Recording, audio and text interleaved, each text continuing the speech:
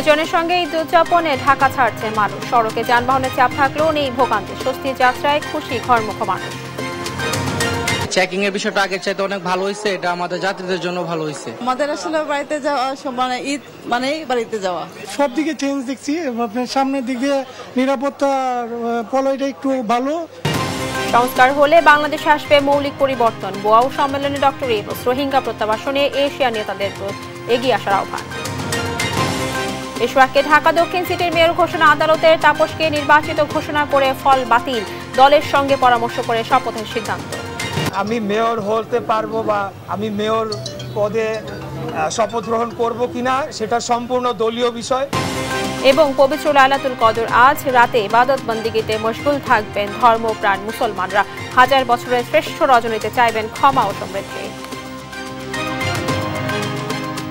সংবাদ দেখছিলেন সংবাদ শিরোনাম, সঙ্গে আছি আমি রাবিয়া ইসলাম স্নেহা।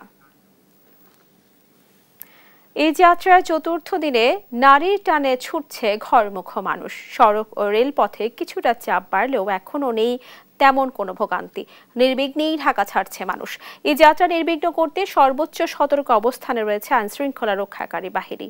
আলিমুজ্জামান সাফওয়ানের রিপোর্ট। ব্যস্ততম ঢাকা ছেড়ে নারীর টানে বাড়ি ফিরছেন নগরবাসী। ঈদ যত ঘনিয়ে আসছে ততই বাড়ছে বাড়ি ফেরা মানুষের ভিড়।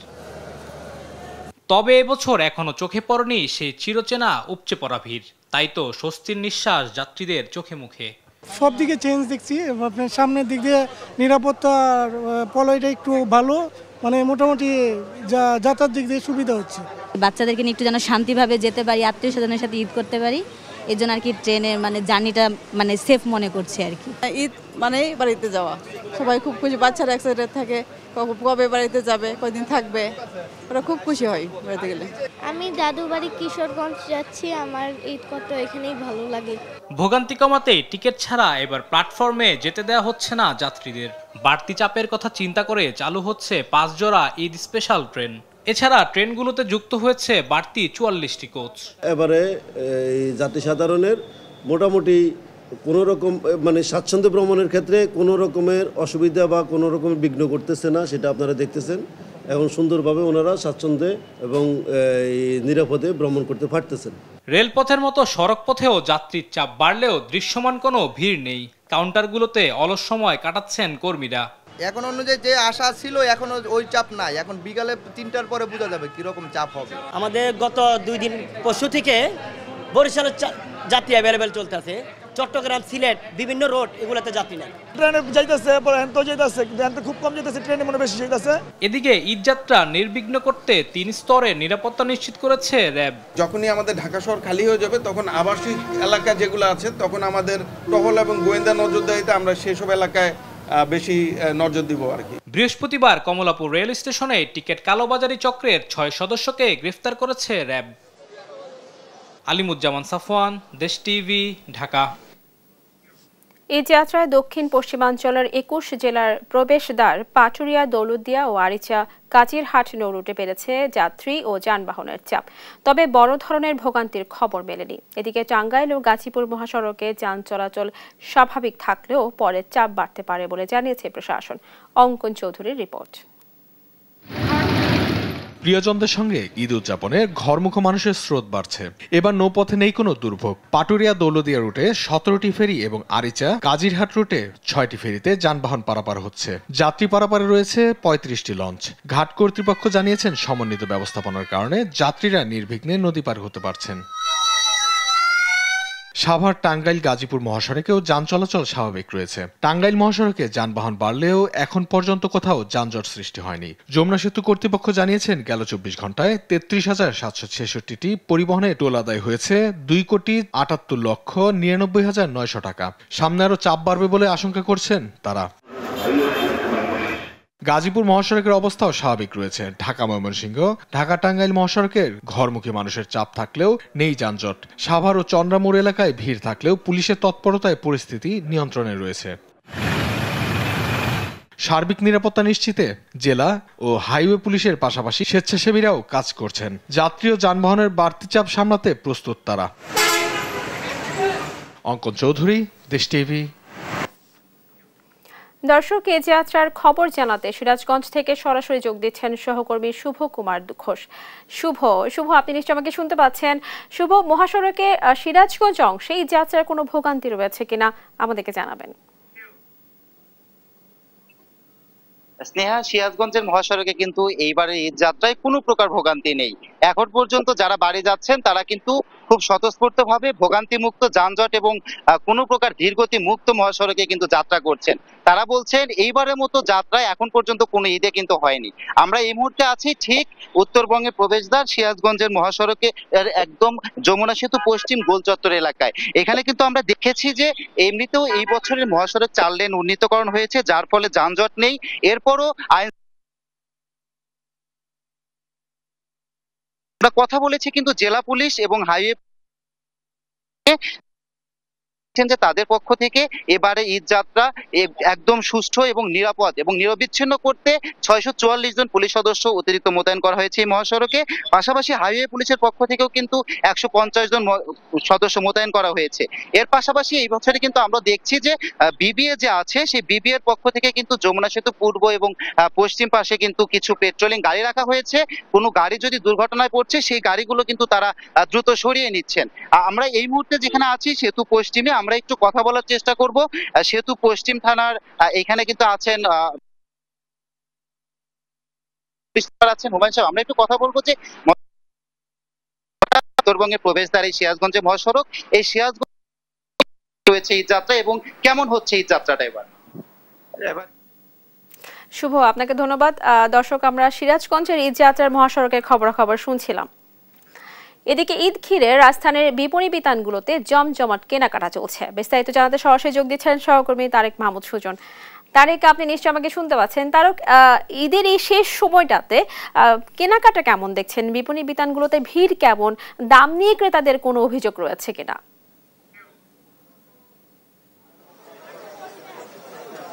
স্নেহা, এই মুহূর্তে আছি রাজধানীর একটি শপিং মলে। আপনি জানেন 3-4 দিন পরে কিন্তু ইসলাম ধর্মাবলম্বীদের সবচেয়ে বড় যে ধর্মীয় উৎসব পবিত্র ঈদ উল ফিতর, সেই দিনটিকে সামনে রেখে কিন্তু শেষ সময়ের যে কেনাকাটা করতে পরিবার পরিজন নিয়ে মানুষ আসলে শপিং মলে আসছেন। তবে আমরা বিক্রেতাদের সঙ্গে কথা বলে যেমনটা জানতে পেরেছি, গত কয়েকদিনের তুলনায় আজকে কিন্তু বিক্রয় কিছুটা কম। তারা যেমনটা বলছেন, একে আজ সবে কদর, একই সঙ্গে সামনে যে আজকে যে সরকারি যে ছুটি ছিল সেই ছুটির জন্য কিন্তু মানুষ কিছু ঢাকা ছেড়ে চলে গেছে, এমনটাই আসলে তারা বলছেন। আমরা যদি একজন বিক্রেতার সঙ্গে কথা বলি যে গত কয়েকদিনের আজকে গত কয়েকদিনের তুলনায় লাইলাত শব বরাতের রাত, আর শব বরাতের রাতে যেহেতু আমাদের মুসলিম, সেই হিসাব করলে কি এই দিনটা ওই হিসাব করলে আমাদের ওই হিসাবে কাস্টমারটা কম আর কি। কিন্তু এজ ইউজুয়ালি আমাদের আল্লাহর রহমতে যত রোজা থেকে শুরু থেকে এই পর্যন্ত সামনে যে 2-3 দিন আছে, সেই 3-4 দিনে কেমন বিক্রির সম্ভাবনা কেমন ভাবছেন? আশা করি আলহামদুলিল্লাহ আমাদের হবে ইনশাল্লাহ। কারণ কি মানুষ নারীর টানে দেশে চলে গেছে, গ্রামে চলে গেছে, সেই দিক থেকে কিছু কাস্টমার চলে গেছে। কিন্তু কি ঢাকার যারা কাস্টমার তারা কিন্তু এখনো আসেনি, কিন্তু তারা কিন্তু আমাদের কাছে আরো কয়েকদিনের পরে আর 2-3 দিন পরে কিন্তু আসবে। তো আলহামদুলিল্লাহ আমাদের ব্যবসা ভালোই যাচ্ছে, বাট এইবার আমাদের দাম নিয়ন্ত্রণের মধ্যে আছে মোটামুটি। আমরা যেমনটা বলছিলেন একজন বিক্রেতা যে আসলে সার্বিক যে বিক্রয় এটাতে আসলে তারা সন্তুষ্ট। এবার আসলে দীর্ঘদিন যে একটা ছুটি পেয়েছে সেই ক্ষেত্রে আসলে তারা এখন কিছুটা কম আজকে, তবে আগামীকাল সেটা বাড়ার সম্ভাবনা আছে। একজন ক্রেতার সঙ্গে যদি কথা বলি, আপনি এবার হচ্ছে দাম কেমন দেখছেন? অন্য সময় যে কোনো সময়ের চেয়ে আমার কাছে এবার সমস্ত আমি যেটা ঘুরলাম জন্য আমার কাছে খুব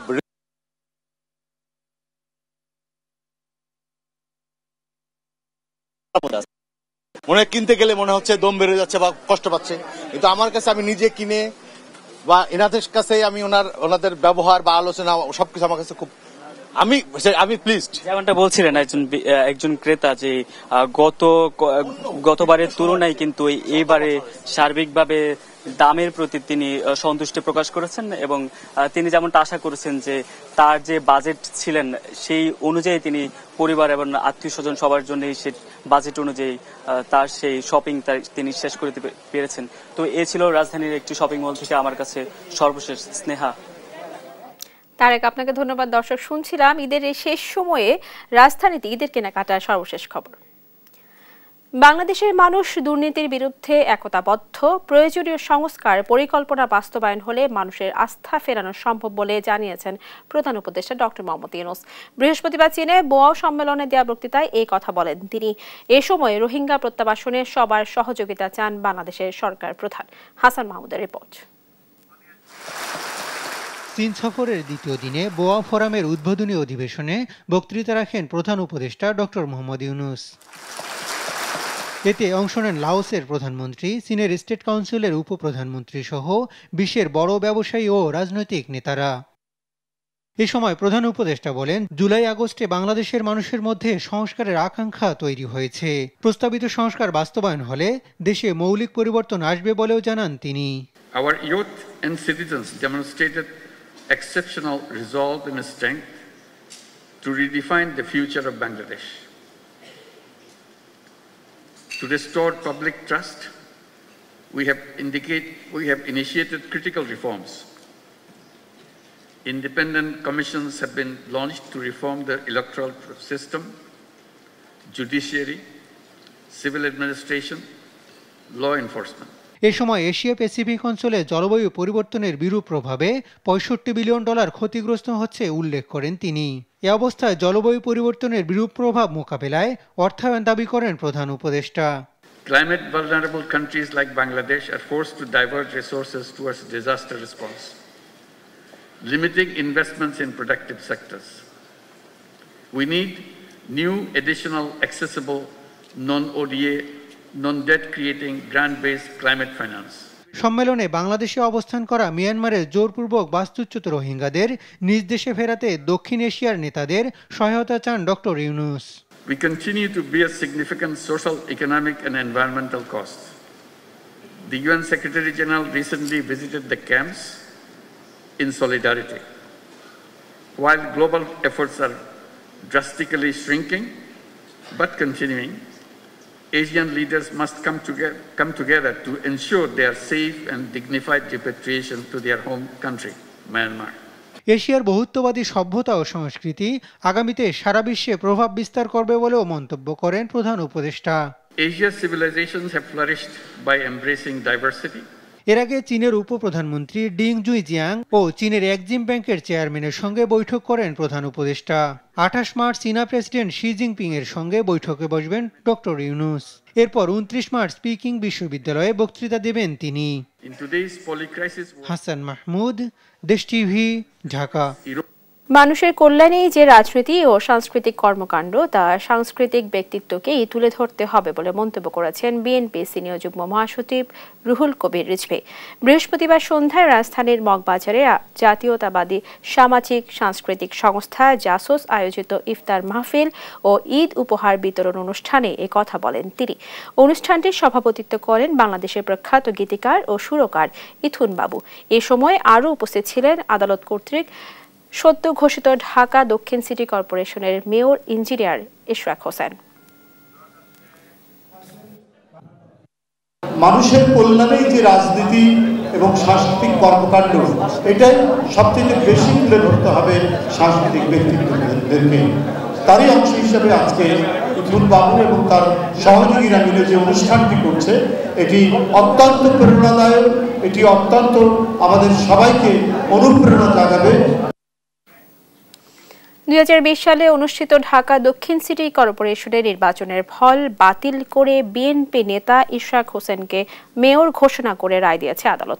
বৃহস্পতিবার ঢাকার প্রথম যুগ্ম জেলা জজ ও নির্বাচনী ট্রাইব্যুনালের বিচারক মোহাম্মদ নুরুল ইসলাম এ রায় দেন। রায়ে সন্তোষ প্রকাশ করে ইশরাক বলেন, শপথ নেবেন কিনা সেই সিদ্ধান্ত দলের। আরো জানাচ্ছেন মোহাম্মদ আলাউদ্দিন। সর্বশেষ 2020 সালে ঢাকা দক্ষিণ সিটি কর্পোরেশনের মেয়র পদে নির্বাচন অনুষ্ঠিত হয়। নির্বাচনে ভোট কারচুপির অভিযোগ তুলে তৎকালীন মেয়র ফজলে নূর তাপসের মেয়র পদ বাতিল চেয়ে নির্বাচনী ট্রাইব্যুনালে মামলা করেন বিএনপি সমর্থিত মেয়র প্রার্থী ইশরাক হোসেন। বৃহস্পতিবার সাবেক মেয়র সাদেক হোসেন খোকার ছেলে ইশরাক হোসেনকে মেয়র ঘোষণা করে ঢাকার প্রথম যুগ্ম জেলা জজ ও নির্বাচনী ট্রাইব্যুনালের বিচারক মোহাম্মদ নুরুল ইসলাম মামলার চূড়ান্ত রায় দেন। সেই সঙ্গে শেখ ফজলে নূর তাপসকে মেয়র ঘোষণা করে জারি করা গ্যাজেট বাতিল করা হয়েছে। আজকের বিজ্ঞ আদালত এই 5 বছরের আইনগত প্রক্রিয়ার মাধ্যমে সেই রায়টাকে বাতিল করেছেন। সেই রায় বাতিল করে আমাদেরকে এই আগের যে মেয়র ছিল, যিনি ঘোষিত তথাকথিত মেয়র ছিলেন, ওনার এই মেয়র পদ বাতিল করেছেন এবং ওই গ্যাজেটও বাতিল করার নির্দেশ দিয়েছেন। এবং সাবসিকুয়েন্টলি আজকের যিনি এই মামলার প্রার্থী ছিলেন আমাদের ইঞ্জিনিয়ার ইশতিয়াক হোসেন, ওনাকে এই পরবর্তী এখন থেকে মেয়র হিসাবে বিজ্ঞ আদালত ডিক্লার দিয়েছে।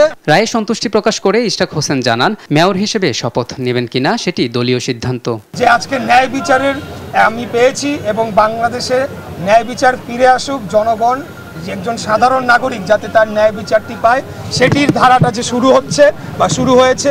আমি মেয়র হতে পারবো বা আমি মেয়র পদে শপথ গ্রহণ করব কিনা সেটা সম্পূর্ণ দলীয় বিষয়। পরে আদালত প্রাঙ্গণে বিজয় মিছিল করতে দেখা যায় ইশরাক সমর্থিত বিএনপি নেতাকর্মীদের। মোহাম্মদ আলাউদ্দিন, দেশ টিভি, ঢাকা। জুলাই বিপ্লবের পর মার্চ মাসে রেমিটেন্স প্রবাহে নতুন রেকর্ড হতে যাচ্ছে। ঈদ উল ফিতরের আগে চলতি মাসের 26 দিনে দেশে প্রবাসী আয় এলো $294.50 কোটি। প্রতি ডলার 123 টাকা হিসাবে, যা বাংলাদেশি মুদ্রায় 36,223 কোটি টাকা। বৃহস্পতিবার এই তথ্য জানিয়েছে বাংলাদেশ ব্যাংকের নির্বাহী পরিচালক ও মুখপাত্র মোহাম্মদ আরিফ হোসেন খান। তথ্যানুযায়ী আগের বছরের মার্চের 26 দিনে প্রবাসী আয় এসেছিল $161.40 কোটি। চলতি মাসের 26 দিনে প্রবৃদ্ধি রয়েছে 82%। এর আগে এত রেমিটেন্স প্রবাহ আর কোনো মাসে দেখা যায়নি। সেই হিসাবে চলতি মাসে প্রবাসী 3 বিলিয়নের রেকর্ড ছাড়াতে পারে। স্বাস্থ্য, শ্রম, নারী, স্থানীয় সরকার ও গণমাধ্যম সংস্কার কমিশনের মেয়াদ 1 মাস বাড়িয়েছে সরকার। নতুন সময় অনুযায়ী 30 এপ্রিল পর্যন্ত কাজ করার সময় পাবে এসব সংস্কার কমিশন। আজ বৃহস্পতিবার মন্ত্রিপরিষদ বিভাগের পৃথক বিজ্ঞাপনে এই সময় বাড়ানোর কথা জানানো হয়। এর মধ্যে গণমাধ্যম সংস্কার কমিশন ইতোমধ্যে তাদের প্রতিবেদন সরকারের কাছে জমা দিয়েছে, আর স্থানীয় সরকার সংস্কার কমিশনের সারসংক্ষেপ জমা দেওয়া হয়েছে। বাকি 3টি সংস্কার কমিশন এখনও প্রতিবেদন জমা দেয়নি। মার্চ মাস পর্যন্ত এইসব কমিশনের সময় থাকলেও নতুন করে আরও 1 মাস সময় পাচ্ছে কমিশনগুলো। আজ পবিত্র লাইলাতুল কদরের খোঁজে ইবাদতে মশগুল থাকবেন মুসল্লিরা। মাগরিবের পর থেকে শুরু হবে হাজার বছরের এই শ্রেষ্ঠ রজনীর সন্ধান। রমজান মাসে লাইলাতুল কদরের রাতে পবিত্র আল কোরআন নাজিল হয়েছিল, তাই মহান আল্লাহ তাআলা এই রাতকে অনন্য মর্যাদা দিয়েছেন। হাজার মাসের ইবাদতের চেয়েও এই রাতের ইবাদত উত্তম। এই রাতে আল্লাহর অশেষ রহমত ও নিয়ামত বর্ষিত হয়। পবিত্র শবে কদরের রাতে ধর্মপ্রাণ মুসলমানরা আল্লাহর নৈকট্য ও রহমত লাভের আশায় ইবাদত বন্দিগিতে মশগুল থাকেন।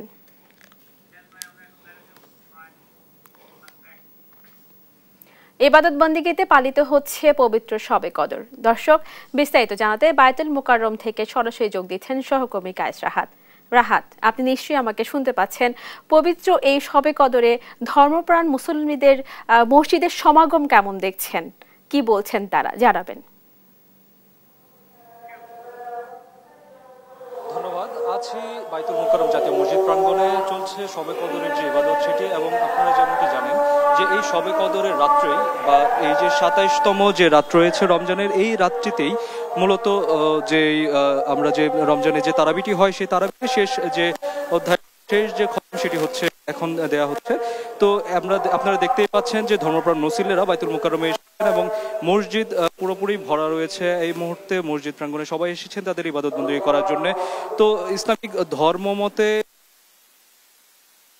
মতে বলা হয়ে থাকে যে শবে কদরের যে রাতটি, সেই রাতটি হচ্ছে হাজার মাসের উত্তম একটি রাত, হাজার মাস থেকে উত্তম একটি রাত। এবং এই রাতে হযরত জিবরাইল আলাইহিস সালাম আকাশ থেকে সপ্তম আসমান থেকে তিনি তাদের ফেরেশতা নিয়ে পৃথিবীতে নেমে আসেন এবং সাধারণ মানুষ যারা রয়েছে সেই সাধারণ মানুষদের কথা, মুসল্লিদের কথা তারা শুনেন এবং আল্লাহর কাছে সেই বার্তাটি পৌঁছে দেন। এবং এই রাত্রে আল্লাহর যে বার্তাটি রয়েছে বা ইসলামিক ধর্মতে যেটি বলা হয়ে থাকে সেটি হচ্ছে যে এই রাত্রে আল্লাহ তাআলা বান্দাদেরকে জিজ্ঞেস করতে থাকেন যে বান্দা তুমি আমার কাছে কি রিজিক চাচ্ছ বা কি ভাগ্য চাচ্ছ। একই সাথে আল্লাহর কাছে ক্ষমা প্রার্থনা করার জন্য এই রাতটি বিশেষভাবে মুসল্লিদের কাছে গুরুত্বপূর্ণ একটি রাত। যদিও শবে কদরের এই রাতটি নিয়ে কিন্তু ইসলামিক ধর্মমতে যে বিষয়টি স্পষ্ট করে বলা হয়েছে সেটি হচ্ছে যে 27 রমজানের যে রাতটি সেটি নিয়ে কিন্তু নিশ্চয়তা একেবারে দেননি বা সেটি নিয়ে নিশ্চয়তা একেবারে দেয়া যায় না। অন্যদিকে যেই ব্যাপারটি বলা হয়ে থাকে, যেখানে যারা ইসলামিক স্কলার রয়েছেন তারা যেটি বলেন সেটি হচ্ছে যে 27শে রমজানের এই রাতে বা হচ্ছে যে এই সবে কদরের যে রাতটি সেটিকে তালাশ করতে বলা হয়েছে বা সন্ধান করতে বলা হয়েছে রমজানের শেষ দশকের বেজোড় রাত্রি যেগুলো রয়েছে সেই বেজোড় রাত্রিগুলোর মাঝে যে কোনো একটি রাত্রি সবে কদরের বা লাইলাতুল কদর হতে পারে এবং এই রাতটিকে বলা হয়ে থাকে হাজার মাসের থেকেও শ্রেষ্ঠ বা উত্তমতম রাত এবং যেই রাতে ইবাদত বন্দেগীতে কাটান মুসল্লিরা। এখানে আমরা এসে মুসল্লিদের কাছ থেকে যেটি জানতে পেরেছি তারা হচ্ছে যথেষ্ট ভাবগাম্ভীর্য নিয়ে বা ধর্মীয় যে ভাবগাম্ভীর্য রয়েছে সেটি নিয়ে তারা বাইতুল মুকাররম মসজিদে এসেছেন, তারা তাদের ইবাদত করছেন, প্রথমে এশার নামাজ আদায় করেছেন, এশার সালাতের পর তারাবি পড়ছেন এবং তারাবির পর তারা যেটুকু জানাচ্ছেন যে কেউ কেউ বাড়ি ফিরে যাচ্ছেন, সেখানে তারা বিভিন্ন যে সালাতগুলো রয়েছে যেমন আমরা জানি যে এই দিনে অনেক বেশি সুন্নত আদায় করে থাকেন বা হচ্ছে তারা একই সাথে হচ্ছে সুন্নতের পাশাপাশি যে নফল ইবাদতগুলো রয়েছে সেই নফল ইবাদতগুলো করে থাকেন।